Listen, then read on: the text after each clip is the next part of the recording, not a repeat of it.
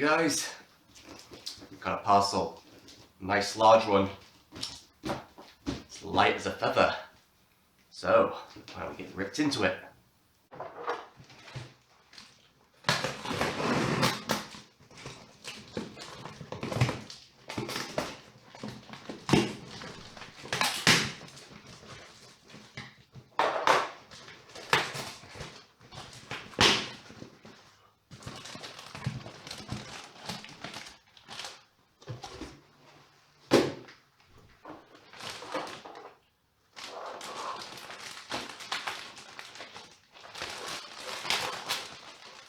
Well, this is nicely wrapped. Multiple layers.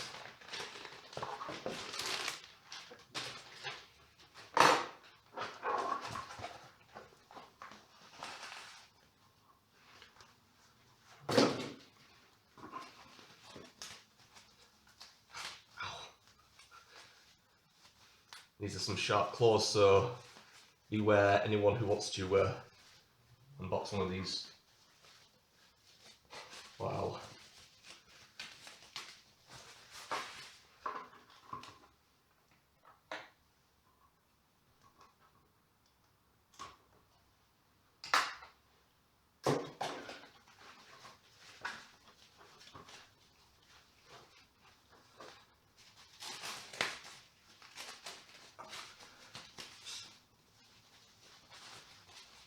Wow. That is just incredible.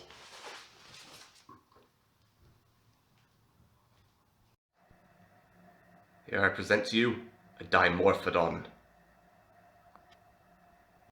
As an admirer of pterosaurs, I've been hyped up to get a DIMORPHODON. Just haven't been able to find a decent one. Well, I wasn't looking in the right place anyway. But finally found one, and boy, did I get my money's worth. And just look at the size of this specimen.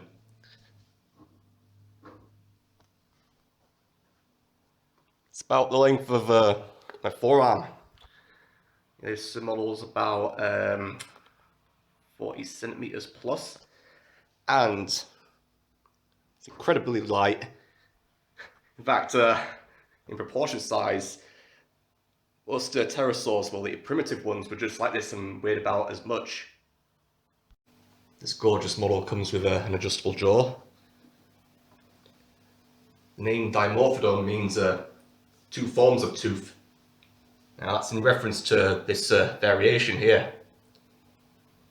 Until when it evolved, most reptiles were homogeneous with their dentries.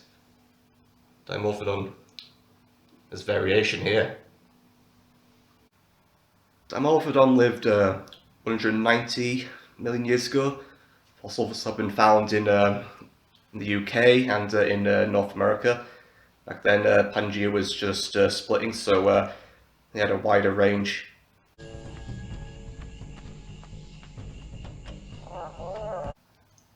DIMORPHODON is a primitive pterosaur, and you can see its features: this long tail with a leaf-shaped vein pattern, common in earlier pterosaurs, that belies a reptilian ancestor.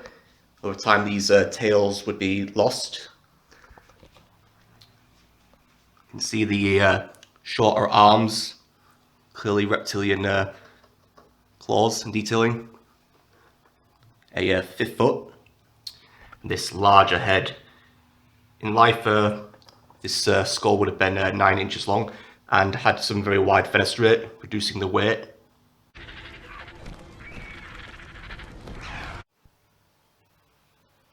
This model is about a third of life size. DIMORPHODON would have been about 1 meter long and would have had a wingspan of about just short of 5 foot. That's still surprisingly small for a pterosaur of that size. And in life, it would not have been like a really good flyer. It would have been more of a glider, and a clunky one at that.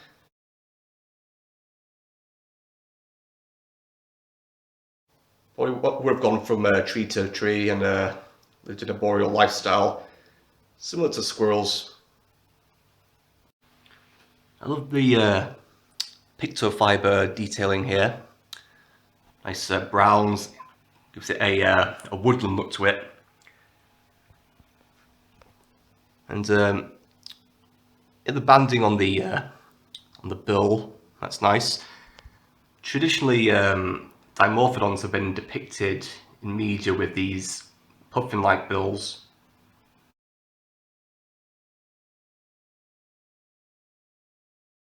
Though I highly doubted that, but I do believe there would have been like some sort of a banding pigmentation. And look at that eye, gives it a more bird-like appearance rather than a reptile. Though there could have been some more detailing done on these wings, but I can fill that in another time. Also, fifth toe,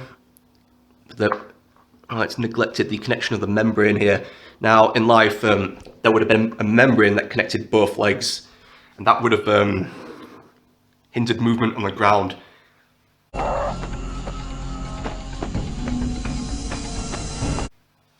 Dimorphodon was a stern quadruped, though in the past, right, it was suggested that it was a nimble biped, running and jumping around.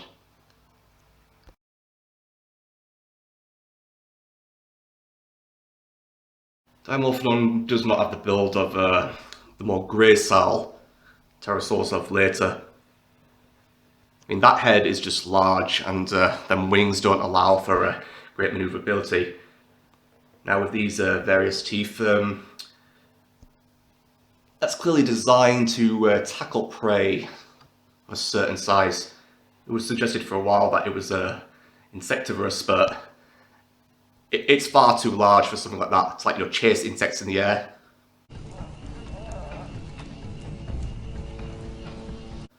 Because them wings don't help.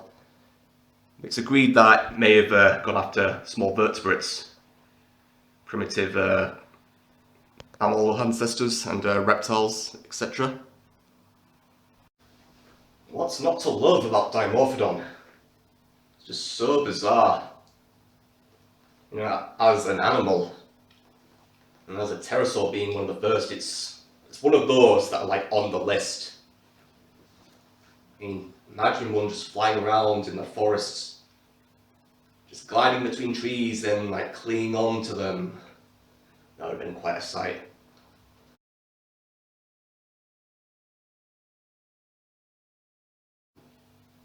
I would not want to like mess with one. To have one like fly up to you and start snapping at you. I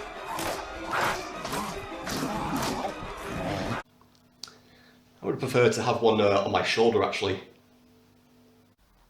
Thank you once again for watching. I'm quite pleased with this model. In fact, I'm elated by it. I mean, just look at him. If you love pterosaurs, you need a specimen like that. I didn't manage to get this from Everything Dinosaur. I had to go through eBay at just under 30 quid. It's well worth it. So, I encourage you. In fact, I implore you to go out and get one. Look nice on one of your shelves or on your shoulder, as you can see here. What should I call him? Leave in the comment section below. You lot take care.